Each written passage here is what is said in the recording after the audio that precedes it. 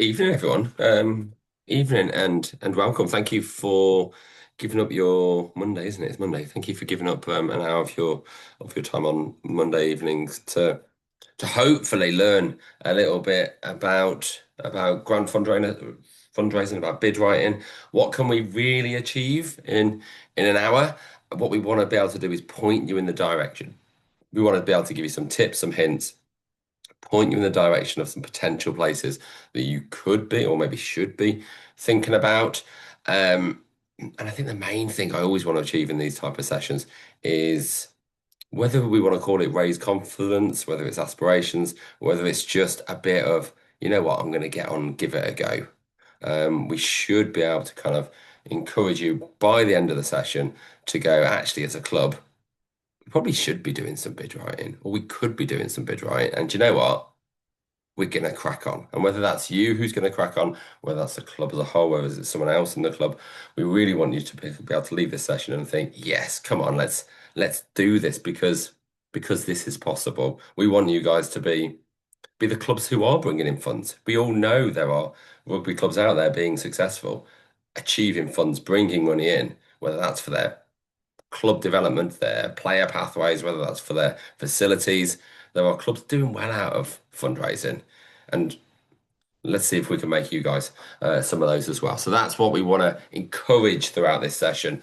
We got a load of you here, but we love a bit of interaction. So please do, as Alex said, please do get in the chat box as you are doing. Say hello, but ask some questions, put some comments as we go, any thoughts and so on. We'll do that thing where I'll present and read from the chat box. And if we get a million questions, I won't answer them all because they won't be relevant for everyone, but we'll respond to what we can. But this is what we're gonna do. We're gonna look a bit of a context at where we're at. What does fundraising or bid writing in 2026 mean or look like? And it does look different to those of us who've been bid writing 3, 4 years ago, and even further back. We're gonna look at where we apply. We're going to tell you some hints and tips about how to find funders, but we're also going to point you in the direction of some specific funders.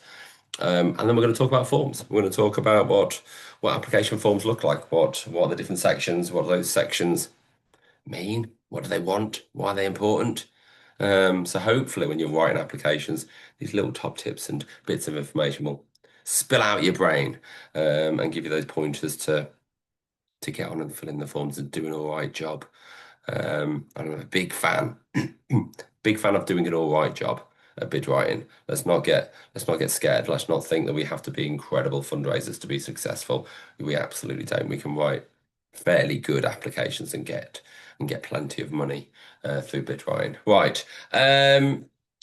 Just so let us know in the chat box. Give us a number to start off with. Really interested to know your experience. Give us a 1 if you've never done any bid writing at all. Give us a 10 if you're one of those clubs already who has got lots of money and you're the person who's been driving it forward, just so we can see who we've got. And then do let us know any comments there. What does it say? It says, why are you attending? What do you want to learn? What are your frustrations about bid writing? Why don't you do it? What do you hate about it? Just what spills out your brain when you think about bid writing. What are the nuggets that you wish you knew that perhaps you don't? When you do comment in the chat box, as Alex said, do look for that blue button in the bottom left of the chat. Make sure it's set to everyone rather than set to hosts and panelists, because then only me and Alex only get to see your words of wisdom. If you stick everyone, then everyone gets to know it. Yeah, thank you, thank you. Let's have a look what we've got. Um, Want to know the availability for specific Colin's interested in specific women's rugby. But we'll also talk about the availability of funding as a whole. Paul's put off by the admin and the effort. I've just taken a slide out, which I probably would answer that. I'm going to talk about that in a second, though. Thank you, Liz. Liz would like to know what things we could apply for. I'm going to talk about that really specifically in a second. Um, Thank you, Bill. Bill's saying Is there a maximum that they're more likely to be successful if you apply for less? We're going to talk about that, Bill. We're going to talk about the importance of understanding your funder. So Bill's saying with a funder, we're applying for, don't know, Sport England Movement Fund. We can apply for up to £15,000. Should we be applying for 15,000? Should we be applying for 14,950? Or should we be applying for seven? Because that's going to increase our chances of success. The answer is it's different for different funders, and we have to research our funders and work out what their sweet spots are. I'm going to talk about how we do that, and the importance for that. Dave's very specific, very generally looking to learn, and we're going to chuck as much as we can at you, Dave. Um, Especially there were so many of you in that kind of one and two position that you just don't know much, and this will give you a bit of a rounding, a bit of an introduction to it. Um, Ed, really like it. Ed says how to split up a project. Um, he's got a clubhouse build going on. You probably want to do loads of other stuff. You want to do with the toilets. You also want to do with the ground. You also want to invest in your mini and juniors. So how do we split that up? How do we work out the right funder for the right project? That's the answer to that. So we'll talk through some of that as well. Um, there we go. So we're going to cover, thank you everyone. Lots of what you are looking for. We are certainly gonna gonna cover. So where do I start off? So I'm starting off with a slide that I've just taken out, which research shows us that I will do this. It'll feed into this next slide as well. Research shows us that bid writing, grant fundraising is the most cost-effective way of bringing in money for your organisation. Who was it that said? Was it Bill? Someone said about the admin, the effort. It was Paul. Sorry, Paul. Paul's put off by the admin, the effort, the time that it goes to write an application, maybe some of that follow-up reporting that we have to do. And actually, a lot of the time we write applications, we're going to be rejected anyway. And so we're putting a lot of time and energy into bid writing, and sometimes it results in nothing or very little. And whilst that always feels the case, and it always feels like applications are long and time consuming, the research shows us that this is the most cost effective way of bringing in money for your organization. And I always, and the research shows, depends where you want to look, for every pound of time, money, or energy that you put into grant fundraising, you're getting between 10 and 14 pounds in return. So you're, whatever that is, times in 10, your time and energy into it. And you compare that to things like with rugby clubs, aren't we? The events that you put on, the beer festivals, the fireworks nights, the maybe you're doing little gala dinners, end of season awards and so on. Event fundraising brings us in, the research shows, brings us in £2 to £3 for every pound that we put into it. And that's brilliant because we might spend a couple of grand putting on a beer festival and we might go and raise 6 grand from it. And it's brilliant. It brings in money to our clubs and we should be doing that. But I don't I never hear the same amount of noise or annoyance at the time that it takes to put on a big event. We're doing this fireworks show, and absolutely, we've got about 40 people working on it. And it's taken a huge amount of time and energy and exercise. We've got an application that someone's filling in, and it's a single person. And that person is going, my God, this is taking me days and weeks to do. Bid writing does take time, it does take effort. It is an annoyance. There is a huge amount of admin involved in it, or a good amount of admin involved in it. But the research shows us that it's you do it and you're doing all right job, you're bringing in 10 times the amount of that time and energy. So we always have to accept that it's going to take a bit of time and effort. So what's happening in bid writing? So I just want to talk about the 2026 context for bid writing. Maybe there's some of you. There was a couple of eights and sevens, wasn't there, when we asked on experience. And so when people talk about what's happening in the sector at the moment, those of us who are regular bid writers, we know it's a bit of a challenging environment at the moment. Do any kind of research, get yourself on LinkedIn, you'll see every fundraiser out there is talking about, in terms of grant fundraising, are talking about oversubscription. They're talking about high levels of applications. Funders are saying they have never received so many applications. The level of competition is really, really high, and therefore success rates are dropping. It's not the best time to be entering bid writing. However, yes, success rates are dropping, but they're actually the kind of the return on investment is holding up. It seems to be holding up all right. And one of the reasons it's holding up is because, yes, there's more competition, there's more people applying for grants, but actually the amounts available are still increasing. There's more grants available, and they might not be for your one specific project, but across the sector, there are more grants available. There's more grant funds available than there has been for 4 or 5 years.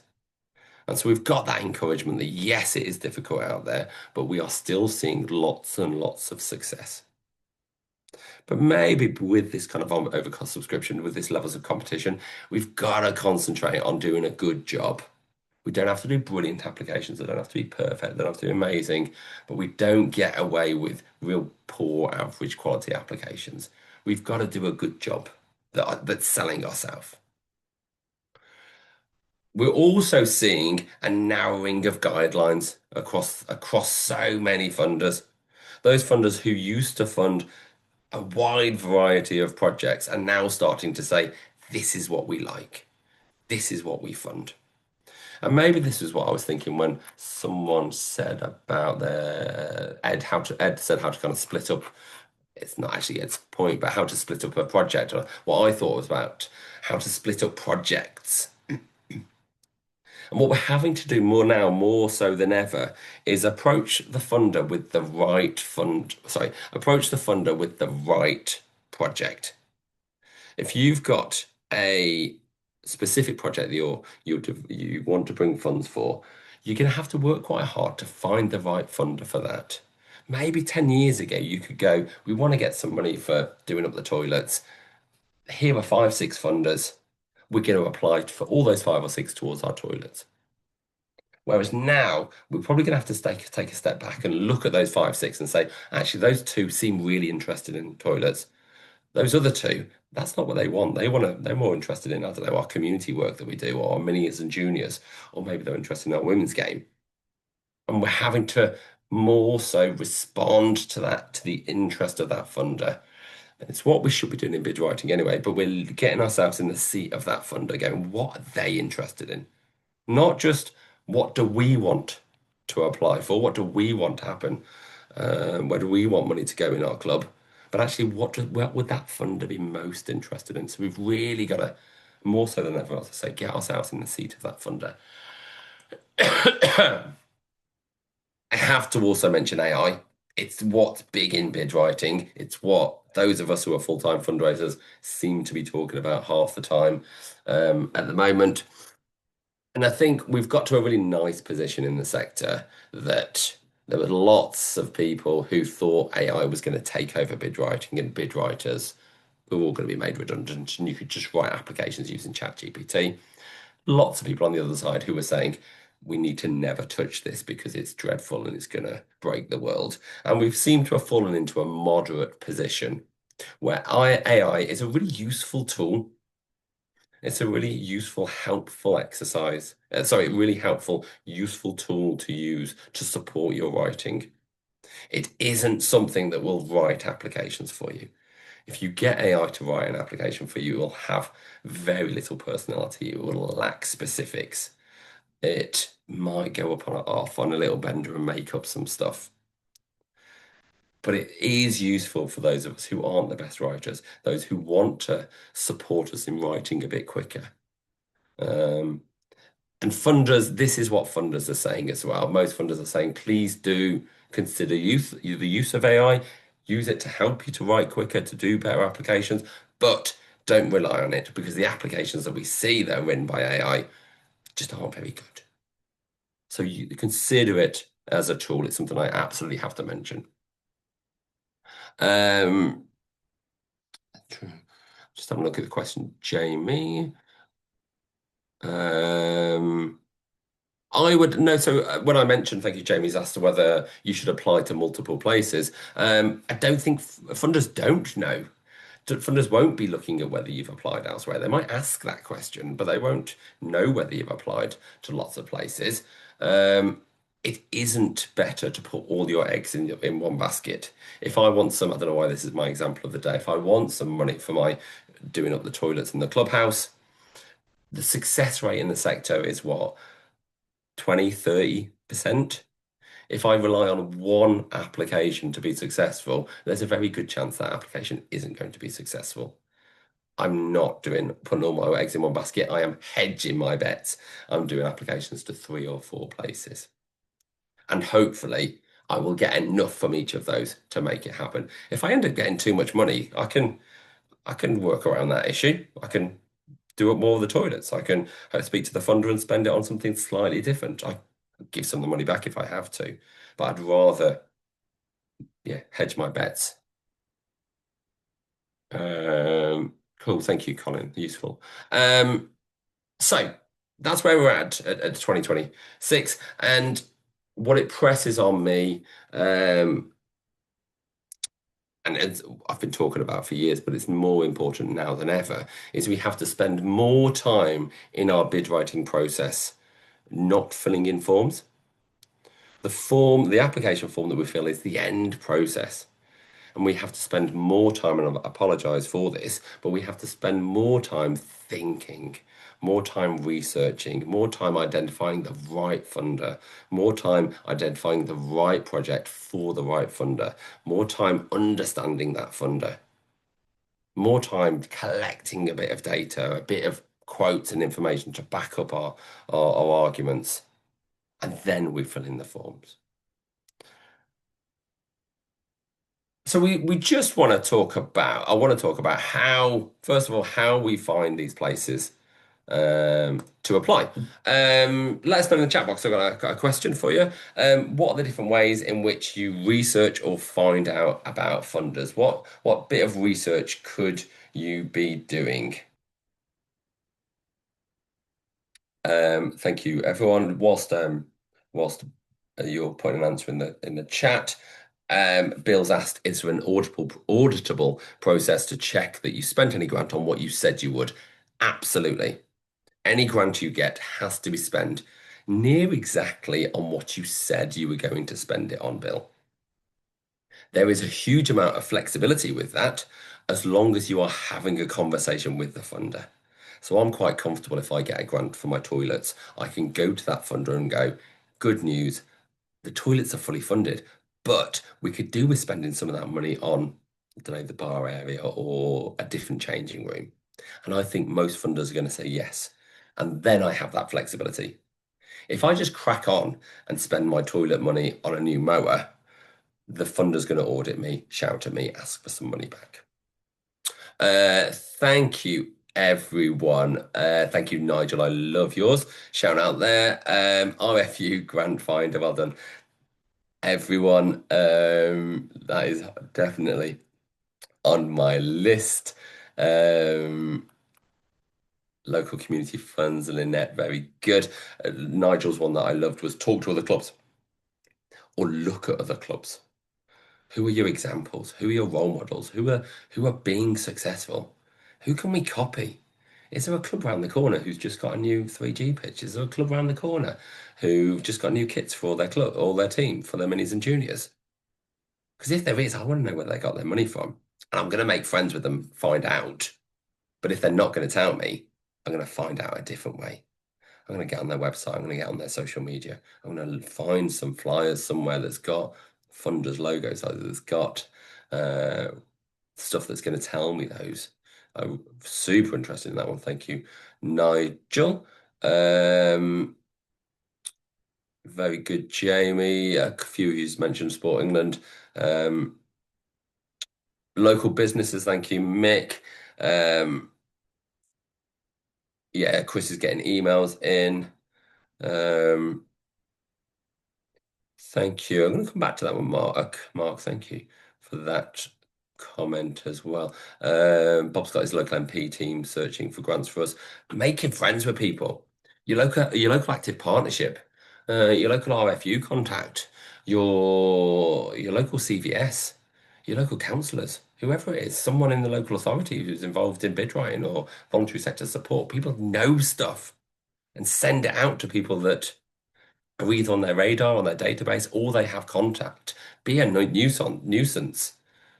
If you speak to your MP, you're going to know when some, what I would call Section 106 or SIL, the Community Investment Levy, when that local money comes available.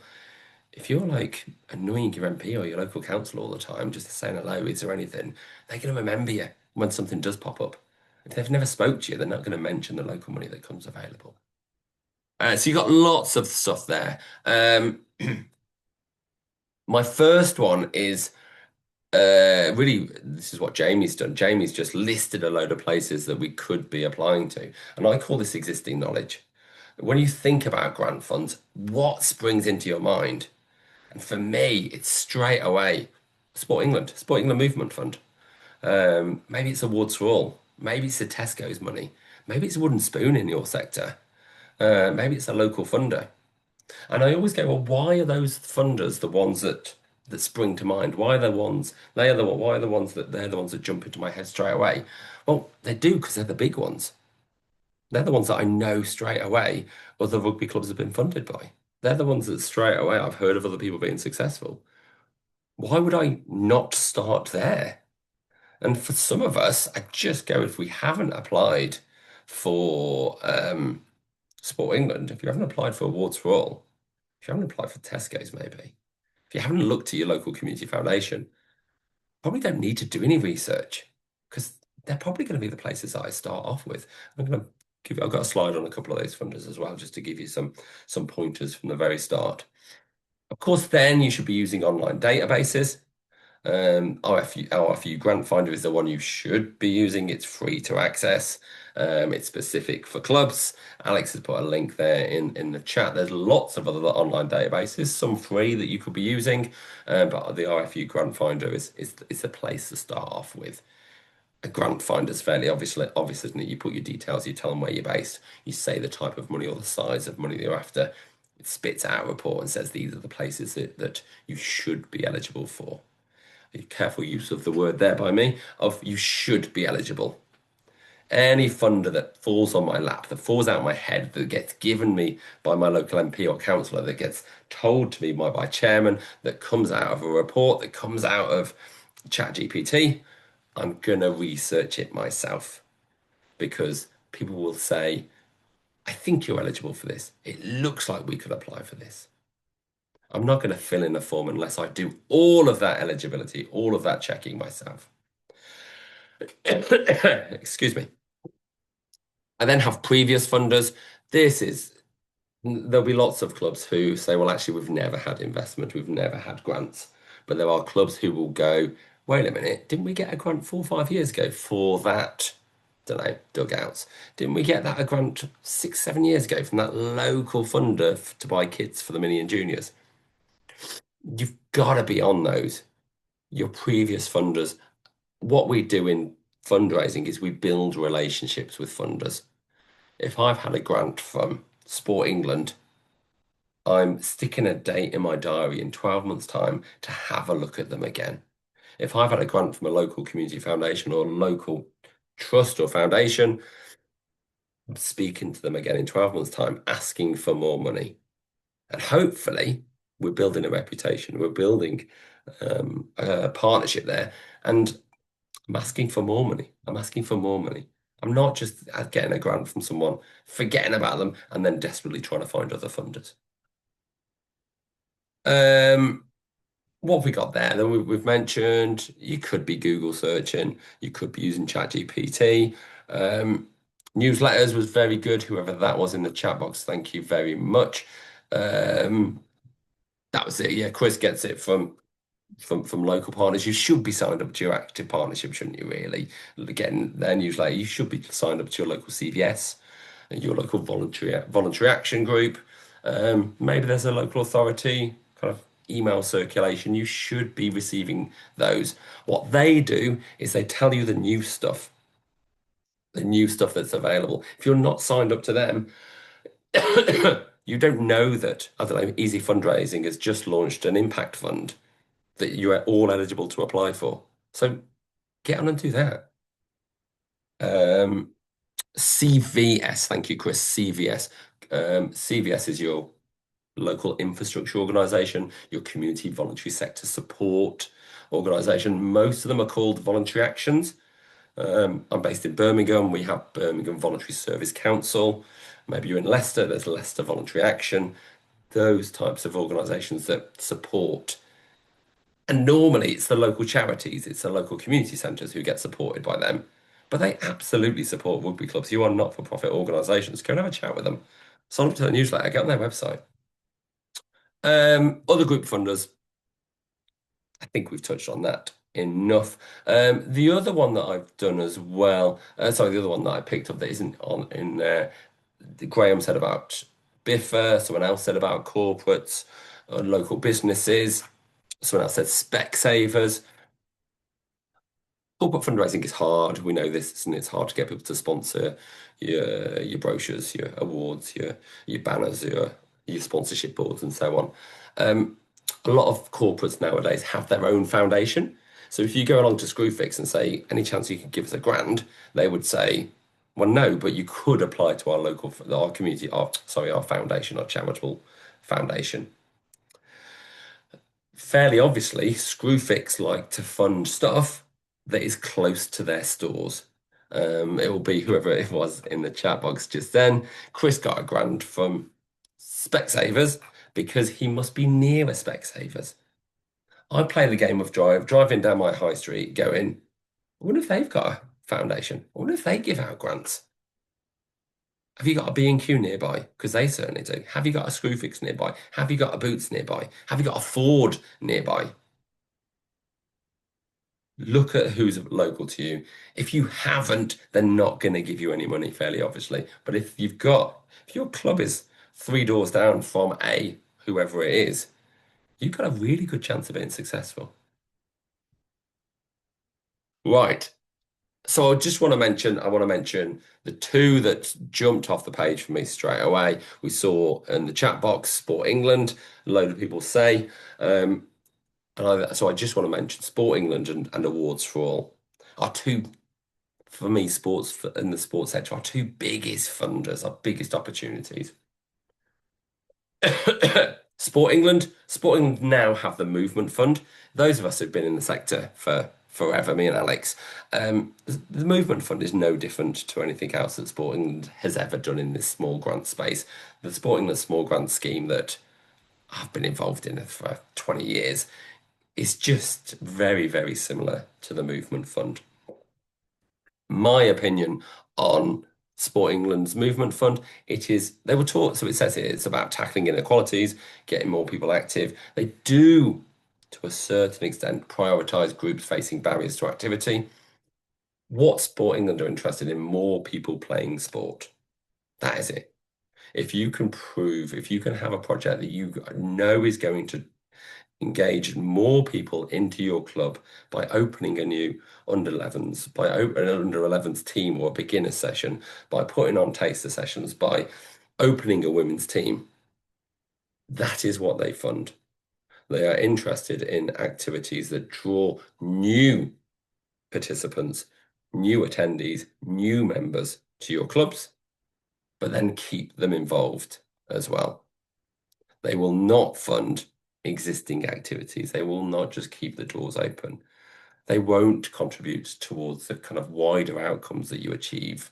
But if you want to set up a walking rugby session, if you want to launch a, don't know, a juniors or tots, an under 5 session, and it's all about giving these kids the experience of sport and giving them positive experiences that will lead to ongoing involvement, they are the place to apply to.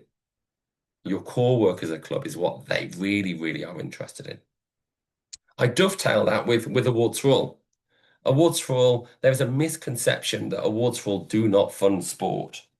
There are many, many, many clubs, rugby clubs, who regularly receive grants from Awards for All. What we don't get money from Awards for All for is business as usual. is sports participation. It's doing all the stuff probably that most of us love. They are interested in the community outcomes. And most often it's the community outcomes that we know we're achieving anyway.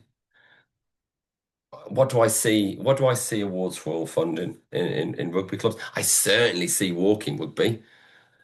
Fund a huge amount of walking rugby because they want to fund it because they want to address isolation. They want to improve mental health. They want to improve well-being in the elderly, not because they want them to play sport. I see them do stuff with parents, certainly with women for similar reasons. But I then also see the wider stuff, whether all the wider stuff that you might be doing in your clubhouse. Maybe it's the dementia cafes. Maybe it's just a warm hub. Maybe it's just opening up and being used for for community, wider community use. That is the stuff that they're interested in. Um, Great thing about awards roll, up to 20 grand. I think I'm now passing on to Alex. If you want to unmute yourself, Alex. I've had a couple of people ask about the slides. Oh, there you go. You've answered it. Thank you. No worries. Yes, we'll make all the slides and the recording available afterwards, and the links, the links and everything will be shared with you. And one thing to note, as I say, we're coming on to here, is the RFU is also a funder. It's funded particular facilities for a number of years, and it constantly changes. And that's exactly the same as all funds out there.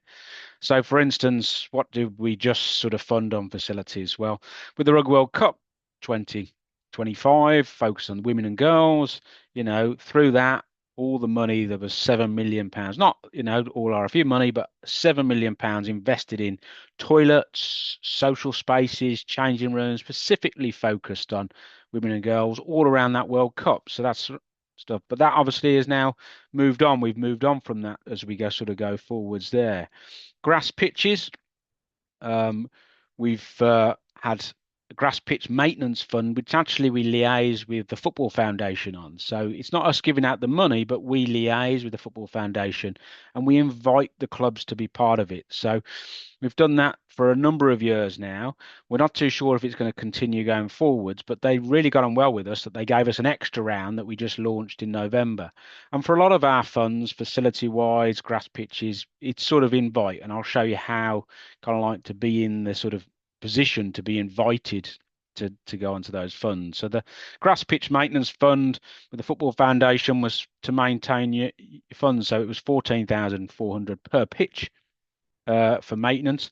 Or, if you were eligible and we invited you to do it, it was about machinery to maintain your pitches up to 24,000, and then 25,000 you had to put in yourself there. How you got involved with that one. And so a lot of things, as John says, if you're well known to us and getting involved, and that's exactly the same for us, being honest. So we have a few pitch advisors that will come out and check out your pitch, and they'll create a report from the pitch power report. And once you've got that pitch power report, when opportunities come around like that Football Foundation, those are the ones that are going to be invited. So that's how they're invited for that. You liaise with us, you get involved with us, and we will certainly be involved with that stuff going forwards. Constituent bodies. So these are all different. Some of them don't have any funds available. Some of them do. What is a constituent body? Just to clarify, that's like Warwickshire Rugby Union, like the County Association, Notts, Lincs and Derby, Cornwall Rugby Football Union, Middlesex, Durham, Northumberland, etc. They're all in different financial situations, but quite often they have small funds that are available there, or hardship funds and things like that. So it's worth checking in with your constituent body just to see if they've got anything. They might not, but they might do. That will be available to you. Floodlights. So at the we literally last month launched and invited clubs to go on board for our floodlight investment program, which is going to be a focus for 200 sets of floodlights between now and 2030.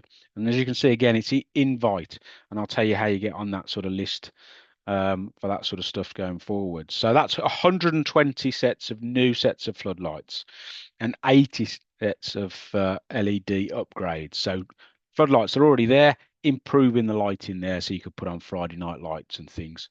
Um, it's It would be expected to have a club's contribution towards it. It's a dynamic funding model, and just to give you a gist of what that looks like, 5 million is available in regard to loan funds, so interest-free loans and that stuff to help them stuff. And 2.6 million is available for grant funding. So it'll be a mixture. You'll have to do a club contribution. There'd be an interest-free loan over a number of years, and 2.6 million, obviously. There's a grant there as well, which would be a smaller amount. So that'll be worked out, and you'd be invited onto that. And as that gets developed, we're also going to look to see if develop that loan program, that interest-free loan program. So, if you wanted to do in changing rooms and things, that's what we're looking to develop at this moment in time. As we say there, funds come and go. You can see that changes, that Rugby World Cup focus. It's changed. We're moving on now. Floodlight investment that we didn't have previously. Now we've got that sort of stuff to go there. And we also, as you can see with the Football Foundation, we liaise with other organisations. So it's always worth speaking to your facility lead, and I'll give you their contact details to have a chat with them and stay in contact with them. But say, for instance, we've had several ones that want some money around making their facilities more energy efficient and things. So we haven't found like a big pot of money, but again, we've worked with Key Fund, which has used the Energy Resilience Fund, where they've had grants and interest-free loans, but it's only been small amounts. So we haven't gone out to loads of clubs, but by what we're going to do, and if John moves us on, how we sort of identify these people, we invite the clubs when we know that this is the sort of stuff that they are looking to do. So vitally important to be in the running of actually knowing and be invited to these funds. You have to sort of complete the constituent body facility investment process. So make sure you put in your facility needs to them. This is how the facilities team work with the constituent body. And remember, that's Warwickshire Rugby Union, North Midlands, Northumberland, etc., to identify the highest priority needs. So when we invite people with the funds, that they're ready to go. So one, yes, are they going to retain and grow rugby? But also, are they in a position that we can invest in them? So you need to obviously make sure your governance is set up. You need to make sure you're well run. Things. So putting in, but your big thing that I'd push to you is make sure that you're putting in that facility needs to your priorities in your CBs. So if we just move on, it just shows you that is the key way. So these are the headlines, but I'll point you to the top right-hand corner, so you can see there only 78%. So majority of clubs are completing it, but there are clubs that aren't completing it. If you're not completing that facility priority needs with your constituent body, you won't even be in the running. We won't even be looking at you as a potential one there. But you can see there, from this is where people put, we want to develop our floodlights. So hence why that's how we're sort of focusing around that floodlight program at the moment. I mentioned about that green solution stuff, that 125 there, where obviously when we get small little pots that we see around like Key Fund, that energy, we can contact them. And we can constantly work through if we have sort of opportunities. You can see again, pitch maintenance enables us to prioritize those needs around that pitch maintenance stuff as more funds come available. And as we keep speaking with Sport England, Football Foundation, and wider, we can keep doing that. So that's a bit about our opportunities that are there. We also do small little grants. So that's the ones that you might apply for. Ones that we've done on this in the past. I don't know of any at the moment, but like volunteer recruitment projects like £500. There was sort of £500 for, again, developing girls teams at your clubs and stuff. So there might be little pots of money that you apply for. But and yes, definitely we've been giving out the Stiga robotic mowers. So if you haven't seen that, I'll send you that details as well. So we've started giving out those mowers thanks to Stiga, which are free to the club, and then after 3 years of having it, you can buy it for £1 or you can give it back. I'm going to hand back over to John now to take you through the next bit of the webinar. Oh yeah, thank you, Alex. And just as Alex was showing his first slide, like just just remembering, and this is obviously Alex is talking specifically for the RFU, but across the sector, funds come and go. That is such a thing to remember that they just do. Money suddenly is available. Money isn't available. Money, an opportunity arises, and it's being ready for those things. I can think of so many examples. I think possibly most relevant. We've been working with a bowls club here in Birmingham for years. They are desperate to get their car park resurfaced. And I've just spent years going, I'm not going to get your money to do up your car park. Like, I'm not going to get you 50 grand of tarmac. It just isn't going to happen.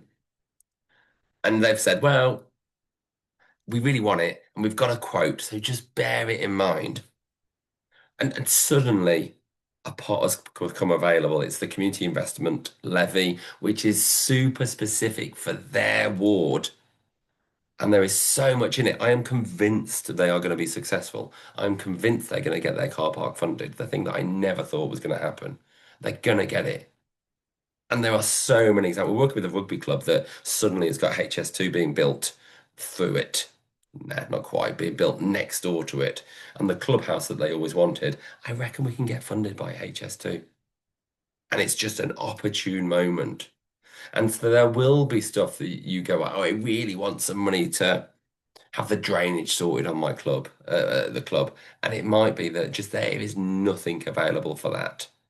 But you keep your ears open, you keep your eyes open, you keep being. I don't think it's about always been about being a nuisance. It's about just being ready to go if you need to, or making partners, the sector, membership bodies that support you aware of this, so that suddenly when someone hears, wait a minute, isn't there a few £100,000 going into energy efficiency?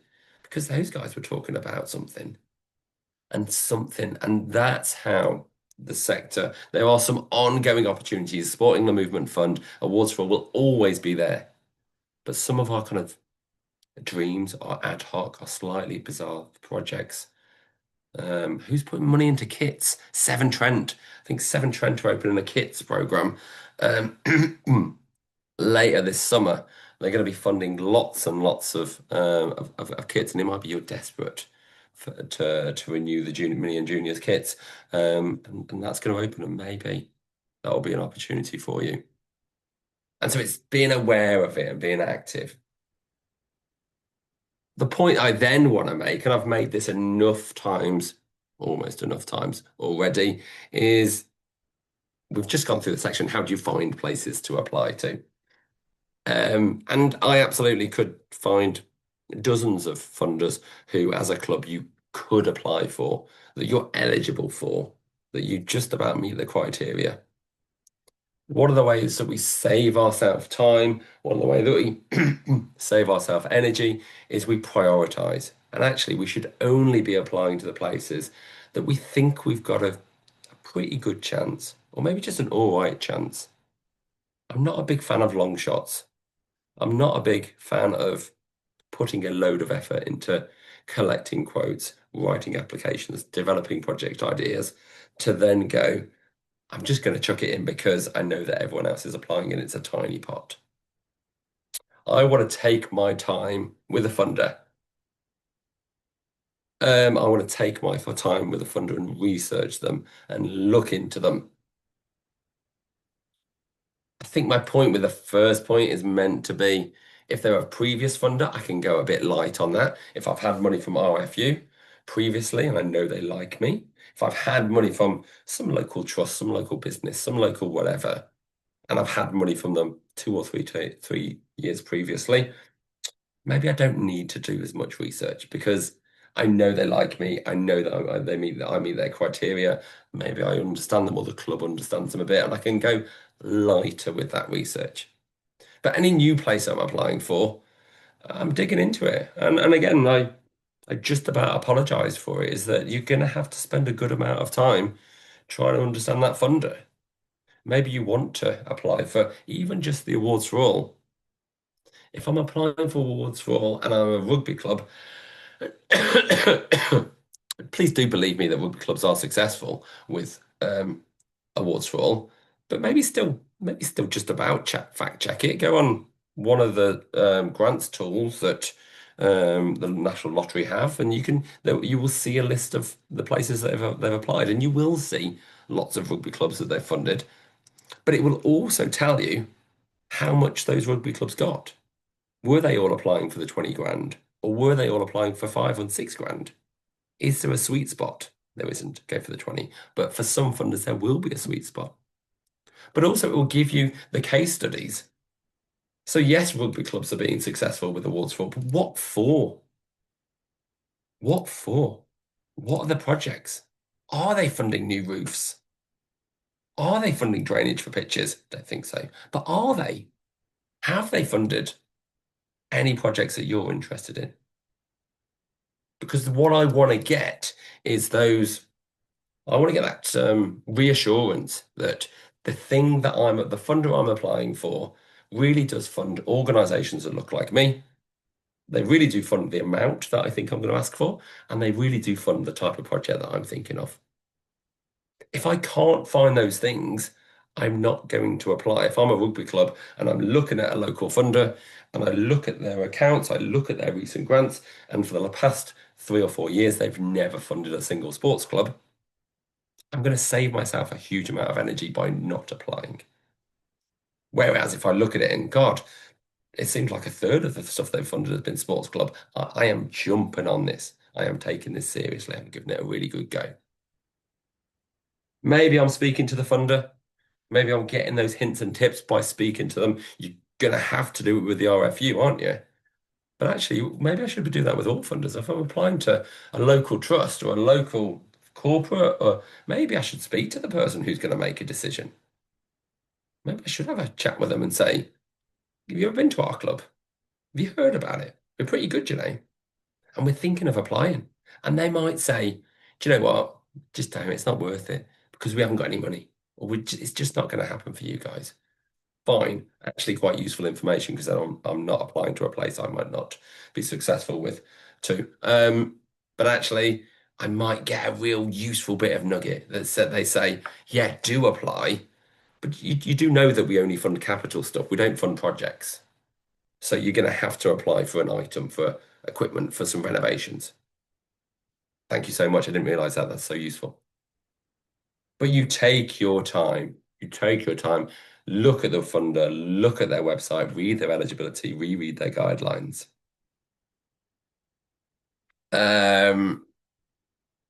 What did I saw in the chat box? You get my point. Take your time, research. Chris asked, whilst we can be ready to go with big bids, comments, some of the larger grants we have come across seek 3 quotes. I'm not going to disagree with you, Chris, because you obviously have seen funders who require 3 quotes. The majority of funders I come across nowadays, it's single quotes. I rarely see, and obviously you are coming across a couple, but I rarely see funders who want multiple quotes. I'm not a big fan of encouraging people to my bowls club. I'm not a big fan of asking them to get 3 quotes for their car park that I think I might not ever get funded. However, maybe they could get if they've got a contractor that they know and the guy's coming in to do a bit of other work. Yeah, get a quote, get a single quote, and therefore we've got it and we're good to go.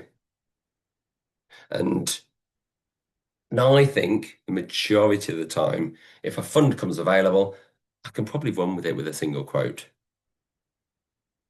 Might be that I need 3, but then at least I've got a ballpark to start off with. You need that ballpark, don't you? No, it's not even a ballpark, a quote, but you see my point. Do I know anyone who would support grants for security or fire alarm? I'm swerving specifics because I don't. And my answer to specifics, how do you get your security funded? How do you get your car park funded? It's going to be local. What is there local? Is there anything about at the moment? Is there energy? I know that lots of local community foundations have got energy efficiency money, but I also know that a lot of local community foundations don't have that money. And so it's going to be super, super specific. So have a look. It's always going to be an answer. Right. I want to run you through application form. I want to spend 5 minutes um, just telling you the importance of different sections of an application form. So I disagree with people at times because they say the thing about bid writing is all the forms are different, aren't they? We know that application forms look and feel different. We know that we know that we know that some applications will have 2 questions, and we know some applications might have 20 questions. So of course they look and feel different. But I believe applications all have these themes, and every application I see has these, what have I got? These 7 sections of an application form. And it might be my 20 question application form has got 3 questions in each of these sections.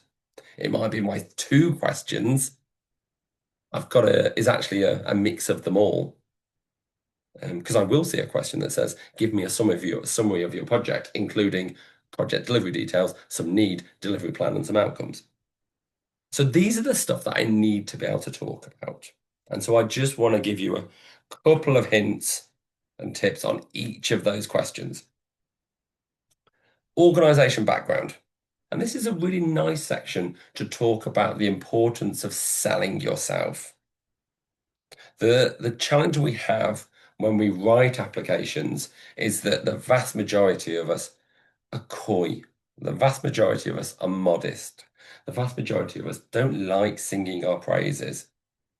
The vast majority of us, when asked, tell us about your rugby club, will say, we are a rugby club that serves the local community. We've got 20 teams and we do weekly sessions and we help as many people as we can. And you go, there we go. I've told them what we do. What I want to hear is that you are a brilliant club, that you happen because of the hours of blood, sweat, and tears that your volunteers put into it. I want to hear that you work with thousands of people, that you work with people through player pathways through to the professional game, but also work with those who just want to play sport. And beyond that, I want to hear that passion. I want to hear what you sound like when you've had a couple of pints in the clubhouse and you're telling your mates how amazing this club is and how you love each other and you'd be lost without it. I want to hear that in an application form. With high levels of competition that we see at the moment, the big thing that makes a difference in your application is a bit of personality, is a bit of passion, and a bit of emotion. Unfortunately, most of us aren't very good at that, but we've got to try and put that in our application. And the organization background, tell us about your club, is a section to try hard to get some of this stuff in. Project titles, just don't worry about them. They're not important. You never get a grant because you come up with a good project title. I hate project titles, but just call it something. You're not going to be rejected because you've got a rubbish project title. Stick it in ChatGPT. It's a great thing for AI. It will come up with a good project title if you need one. Overview of project. That summary. You've got to be good at doing a summary. You've got to be good at giving, really similar to that organization background, really good at giving an introduction. This is what this project is really about. And as we are picking up, you are telling the funder what they are interested in about this project. If you're applying to Awards for All, your overview is we are more than just a rugby club. Our rugby club makes an impact on the community.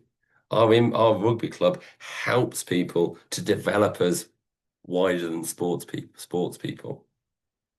If you're applying for Sport England, you might be saying our club is all about getting people active and getting them playing sport. But your overview has to reflect what that funder is interested in, not what you're interested in, but what they are interested in. And it has to be that, excuse me, real good, positive first impression. Need, super important, in your need section. The point about need is it's not you knowing that something is needed. It's about evidencing that something is needed.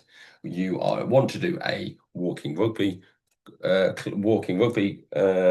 session, team, whatever, because you want to address isolation. You've got to prove that people are isolated. You've got to get some facts, some figures. You might have to do a bit of a survey. You might have to collect a quote. It's about backing it up with more than just, we know that this is needed. Your delivery plan, the point of your delivery plan, the point we want to make about the delivery plan and your budget is that you are showing you are a safe pair of hands. You are showing that you know exactly what you're doing. It might be that you're trying to get a grant to launch. It might be just because you want to launch a million juniors because your club hasn't got a million juniors. But you need to work out exactly how your million juniors is going to work and how it's going to run. Because if that detail isn't there, it makes it look like you don't really know how it's going to run and how you're going to do it. Anything that makes a funder go, it's a good idea, but I'm not sure they know how they're going to do it. I'm not sure they've really thought it through. Is not going to help you.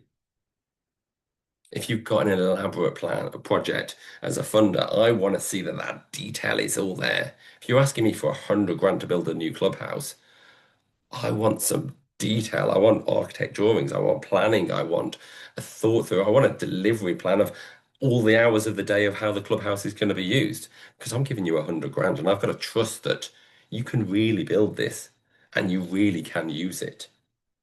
And it's annoying, but you're going to have to pull all of that together. Outcomes, similar to a few of the stuff that we've said already. It's about what are the outcomes that they are interested in. We want to get a new clubhouse because, I don't know, it's going to be important for us to bring in more revenue to sustain the club. Well, that's not what the funder's going to be interested in. The funder's interested in your clubhouse being a hub for the community and giving more vulnerable, isolated people a place to come. Or they're interested in just more people playing sport, whatever it is. But your outcomes are their outcomes. Because actually, all of our projects, our Million Juniors, achieves dozens of different outcomes. But we can't talk about dozens of outcomes in our applications. We're going to talk about some specific ones, and we're going to choose the ones that the funders are most interested in.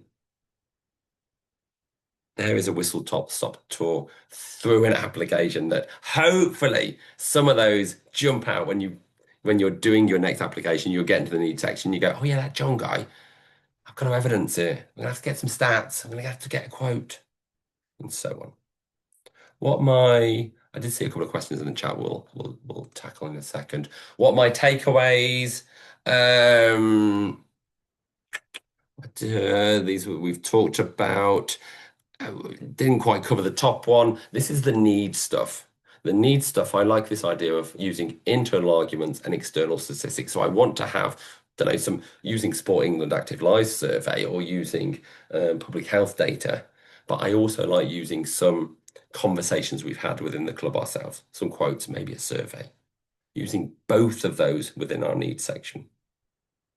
Outcomes are linking to the interests of the funders. I've just done that to death in the last 15 minutes, haven't I? What are the funder interested in? Talk about the outcomes that they're interested in. Talk about the project that they're interested in.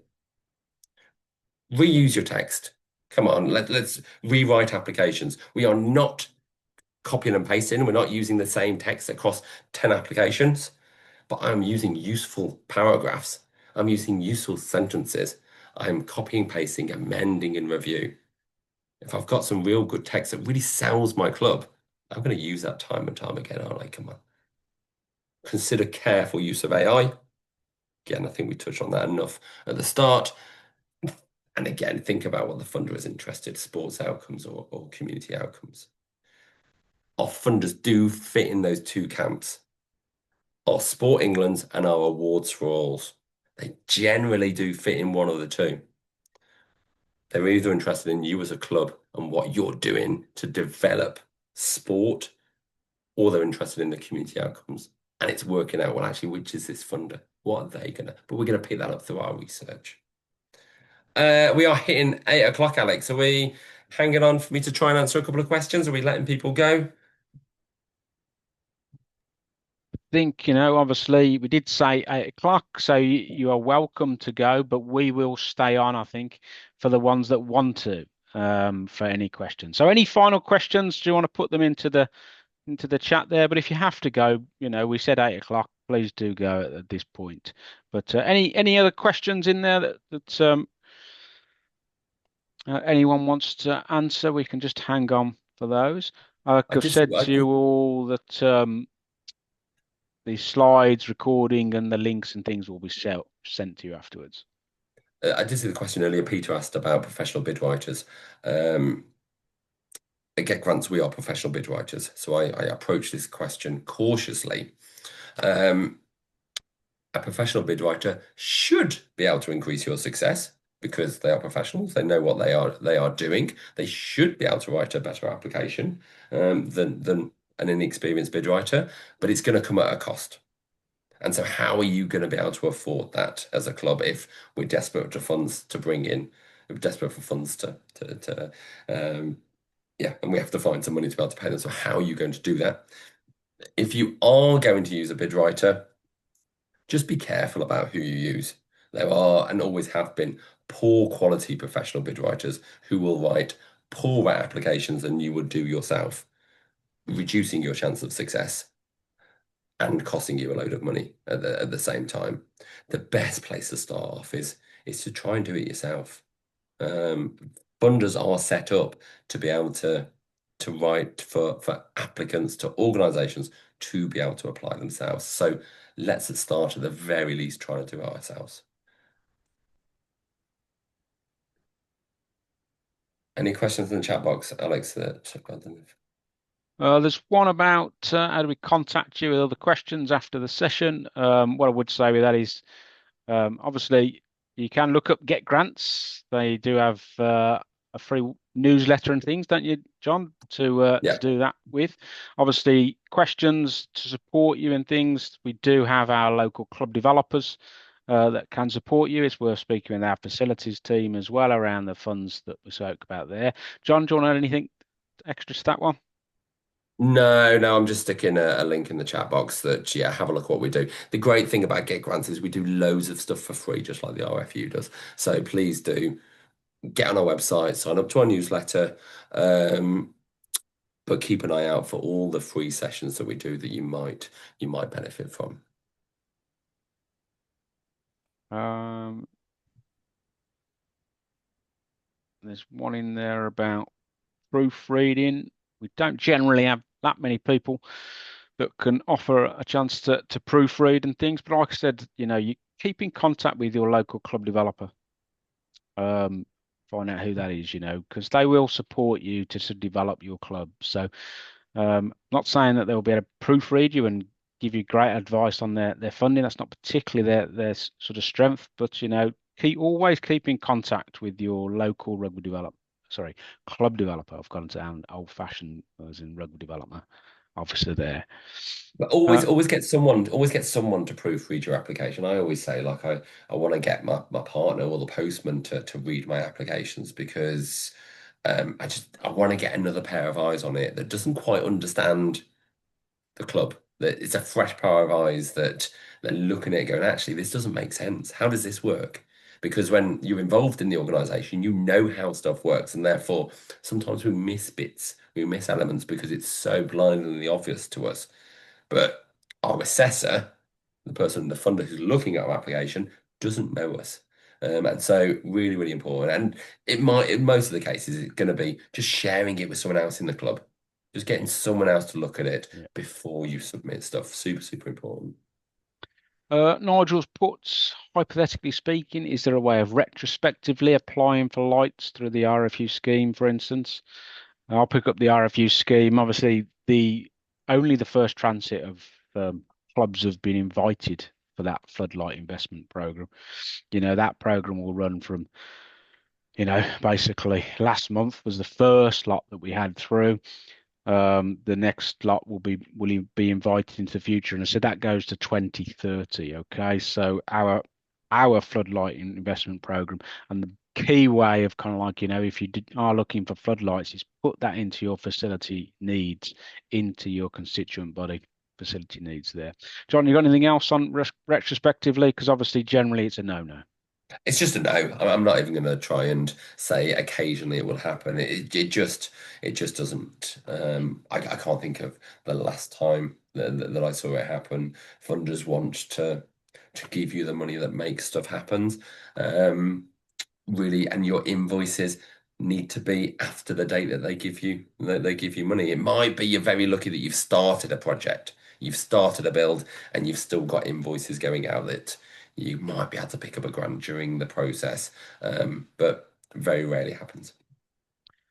And I think that concludes us there. So I thank you very much for hanging about for the ones that have. Hopefully you found that useful, a bit of Q&A at the end there.